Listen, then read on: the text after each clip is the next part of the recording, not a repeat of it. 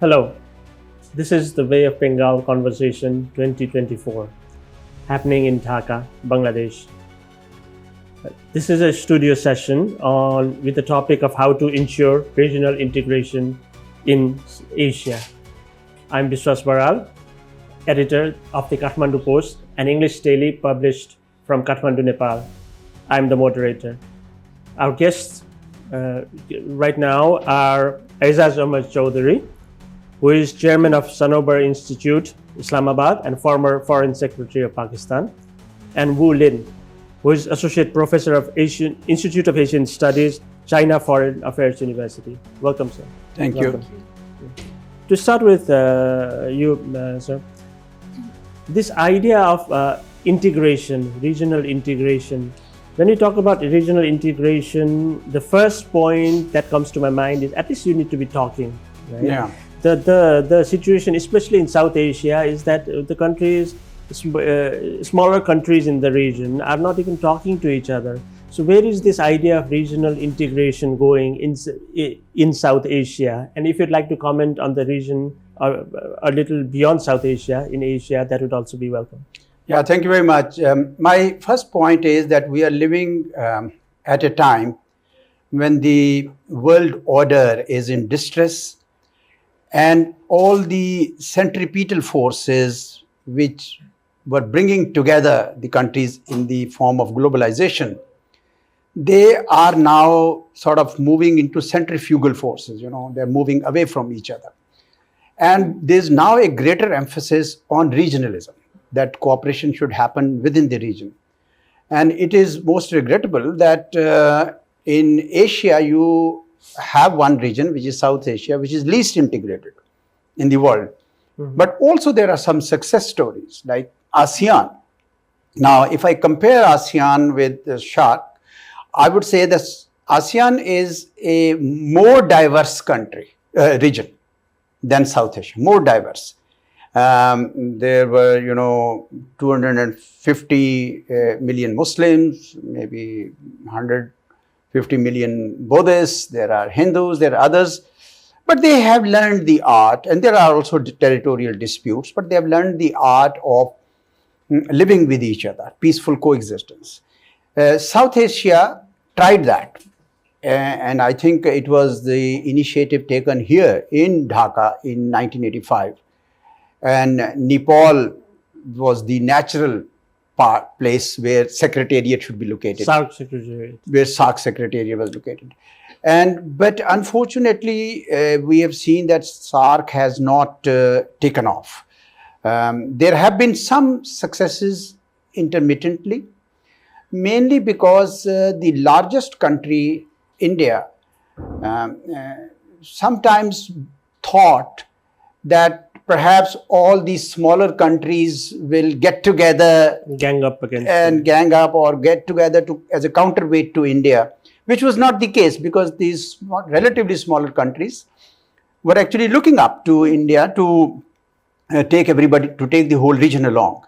But just to add to your point about ASEAN, I think the countries in the region are more equal in terms of population and their GDP. Whereas in South Asia, India is disproportionately large in every term. So how do we become like SAARC in that situation? No, in ASEAN also you have Indonesia and you have Singapore. But Indonesia has shown that large-heartedness. It's the largest, most populous country in ASEAN. But it has also to accommodate. Even Myanmar, they accommodated, because Myanmar had some military rule and there were certain issues. So spirit of accommodation is the best thing. And the second most important is dialogue, as you rightly observed in the beginning.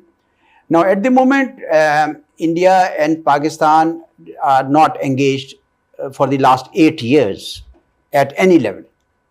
And that's not something, good for any kind of regional integration. India also has issues with its northern neighbor on border issues.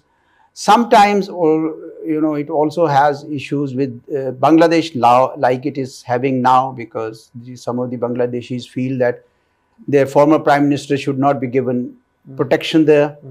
It sometimes also has issues with Sri Lanka, with Nepal. We remember the economic embargo, etc.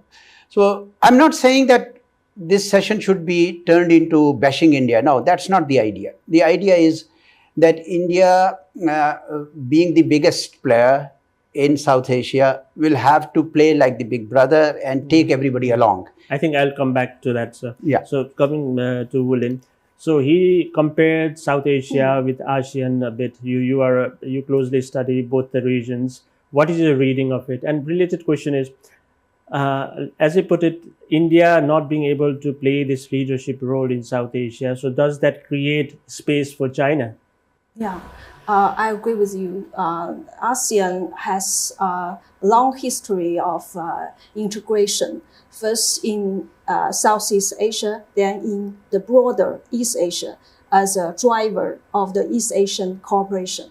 So there's many we can learn from ASEAN because when we see the initial cooperation between the Southeast Asian countries, we can see the bigger ones like Indonesia, Malaysia, Thailand, and also Singapore. The politicians, they aware that only by united by themselves, they can have their own voice in this regional order. Otherwise, it will controlled by the bigger powers like the United States, like Japan, like China, right? So I think politician consensus is the first point. The second point, they should know only by regional institutions, they can achieve this goal. So that's why we see ASEAN has its own charter, has its own mechanisms, right, in different levels in track 2. My institute also the coordinating partner with ASEAN in track 2. So I think in South Asia, you just mentioned South Asia is the least integrated region in Asia. The intro trade of South Asia is only 5%. Yeah, that is really low. ASEAN has improved already 25%. So I think for South Asian countries, they should figure out the way to interact with each other, to trade with each other, and to cooperate with each other. Yeah, where does China fit into the picture? Is it looking to enhance its own role in the region? In say, I mean, there is anti-India sentiment in many countries in the region. So, yeah. So how does the China factor figure in that? I would like to take China's position in SAARC. Yeah. You know, couple years ago, SAARC has become the observer of SAARC. China, yeah. And I remember Bangladesh and Nepal and other South Asian countries are happy to let China to be a member state of SAARC. I think this is a very good chance for South Asian countries to engage both India and China in a regional grouping. But we know the outcome didn't achieved, right? And so which means China is happy to join in the regional grouping led by India. So which means I think in the future when China and India's relations has been improved, we can talk more about these regional cooperation plans, maybe first in low sensitive issues, right? Yeah. So a big, sir, coming back to you, a big hindrance, obviously, in regional cooperation is the lack of dialogue between India and Pakistan. So the Foreign Minister of India recently visited Pakistan. So, is there any hope of any kind of breakthrough? And if politicians are not talking, maybe there could be some kind of sports diplomacy. But so the Indian team was supposed to come to Pakistan for the Champions Trophy, but I think that is held up, right? So, what can you tell us about these recent developments? Sure, but if you allow me, I can make one Yeah. comment on, because I was dealing with SAARC as Director General for South Asia when China applied for observer. But there were also calls, as he said, for China being a member. Now, recently I was talking to certain academics in India, and they now don't like to use the word South Asia. They like to use the word Southern Asia. So if you take Southern Asia, then many parts of China are actually part of Southern Asia. Yeah. So China becomes, in a way, a natural partner. So I asked them that, are you inviting China to South Asia?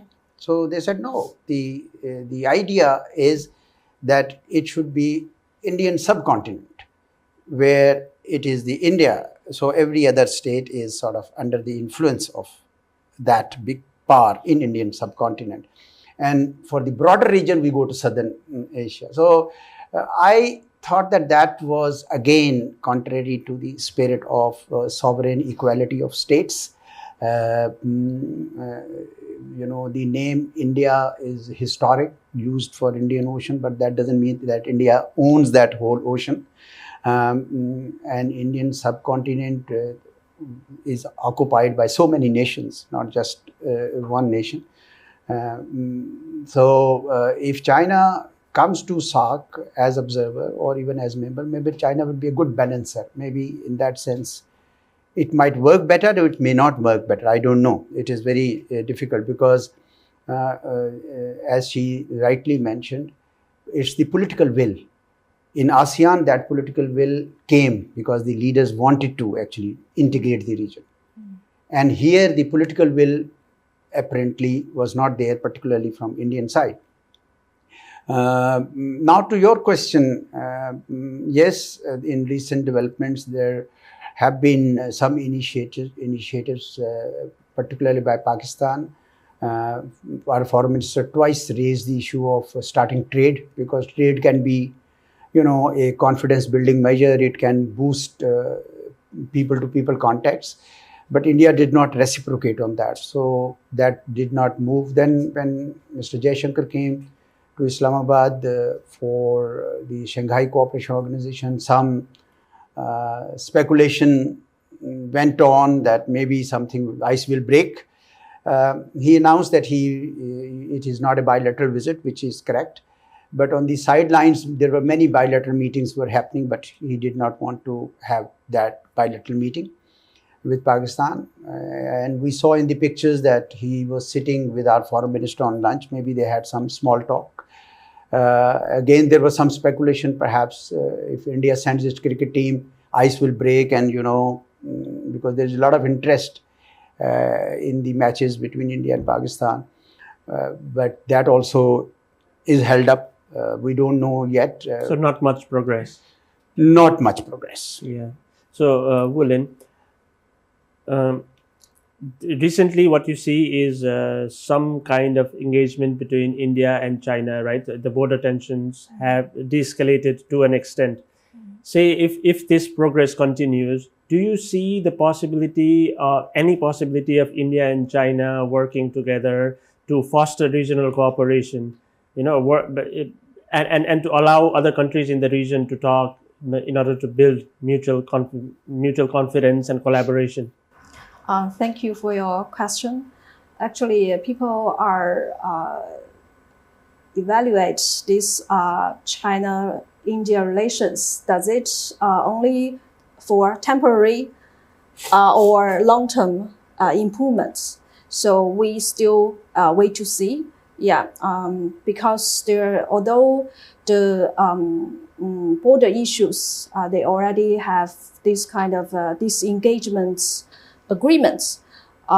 They still have many things to do to implement these agreements, right?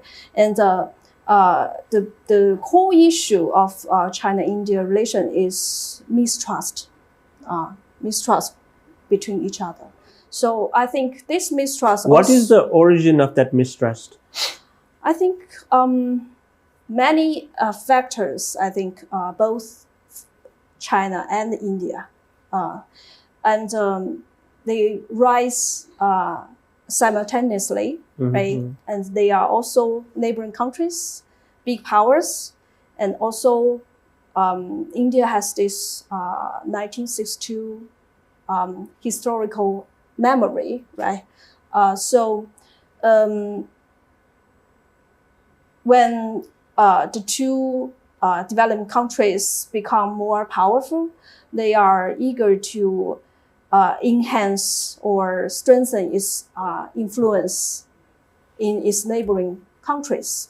So that's why India also engaged with Quad, right? It wants to extend its influence out of the South Asia.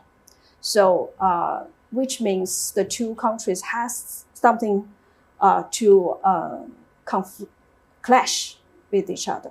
So which reflects in the border issue.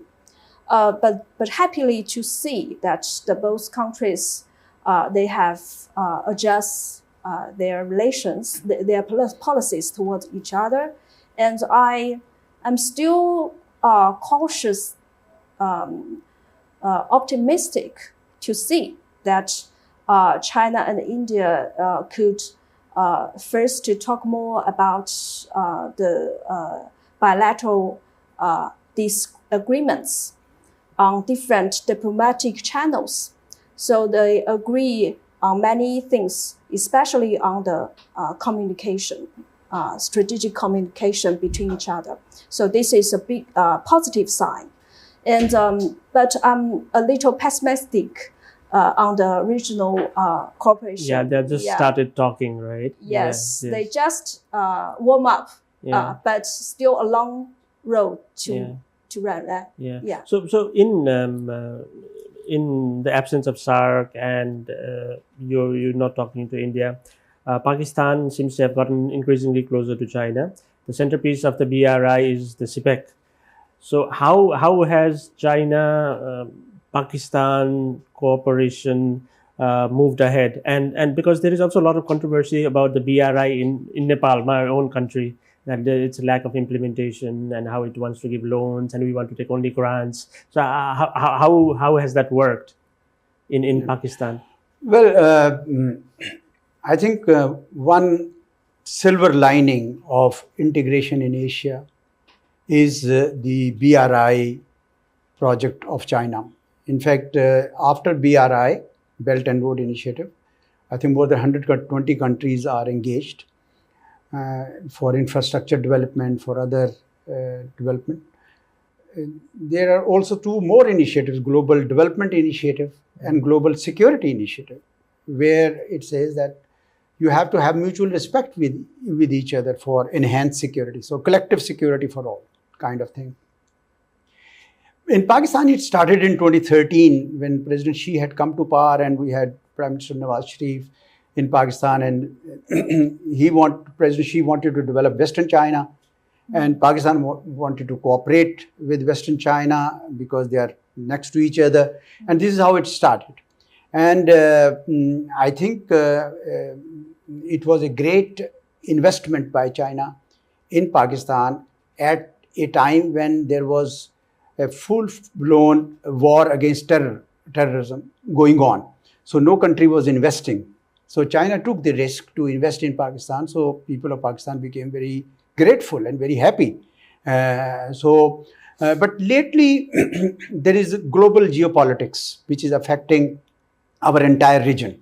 As you know, even with India, China, it's the global politics because US would like India to be part of efforts to contain the further rise of China, this Quad and Indo-Pacific strategy. But in case of Pakistan, our energy crisis was met, our infrastructure was developed with the help of China. But then global geopolitics came in, and particularly the US and others were not comfortable with CPAC, China-Pakistan Economic Corridor, and other Chinese investments in Pakistan. And so a lot of disinformation started to circulate. Maybe China first gives the loans and then traps you in a debt. What about the debt issue? Because even in Nepal, that's raised quite often. You give example of Sri Lanka and look, and its ports being taken over by the Chinese companies. So how does the debt issue play out in CPEC? You know, has Pakistan taken too much loan from China that it's not serviceable? Bulk of our loan is from the Western, consortiums, from IMF and from others, and some of the Chinese loans are business to business. Investments were done on business to business arrangements. There were some grants also. Of course, every developing country would want to have more grant and less loan. That is, the wish. But in my view, no country can develop with loans, with grants. You have to generate wealth yourself. And if a loan comes, whether from China or from somewhere, you have to make it productive. If you don't make it productive, of course, you will fall into debt trap. Now, mostly example was being given that hub and tota in Sri Lanka. Now, when this propaganda, China just simply withdrew. It's okay. So that whole argument actually fell aside. I don't think China follows the policy of conflict with its neighbors. It has 14 neighbors. Only with one neighbor it has some issues, but it is also trying to do.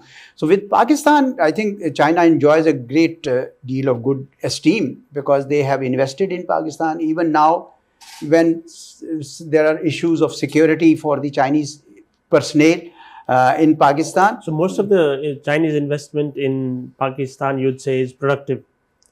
Yeah, because we were having load sheddings, extended hours, but energy deficit was recovered.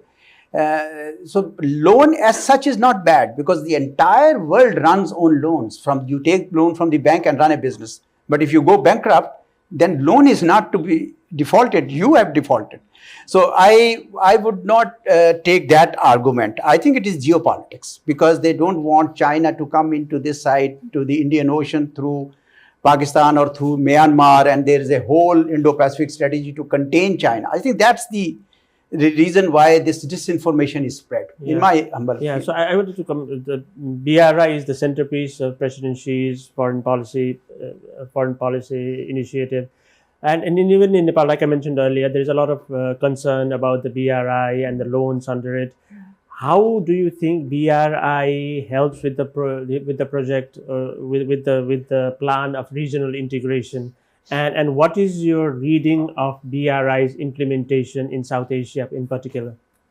Yeah, I think I agree with you. BRI is a very good platform for China's cooperation with South Asian countries. Take CPEC as an example.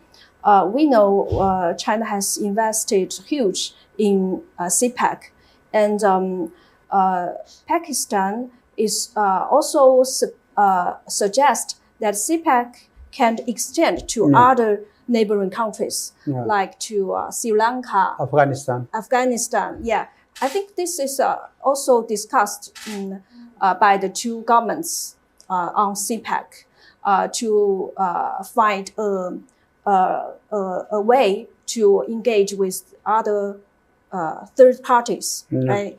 And also we can see that India is also eager to engage with Middle East, look west, right? By having more connectivity plans with Middle East countries, with the help of US. So we can see this kind of connectivity initiatives could be bridge for the South Asian countries to talk and to cooperate. And so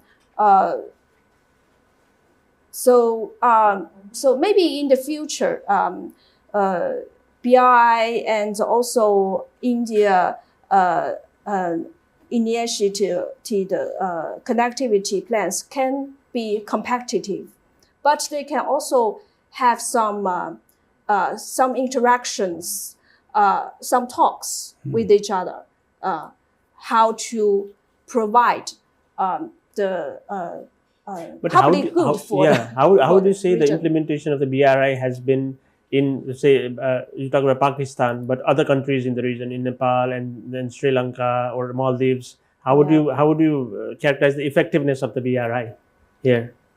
But I think right now BRI is still bilateral, mainly in South Asia, right?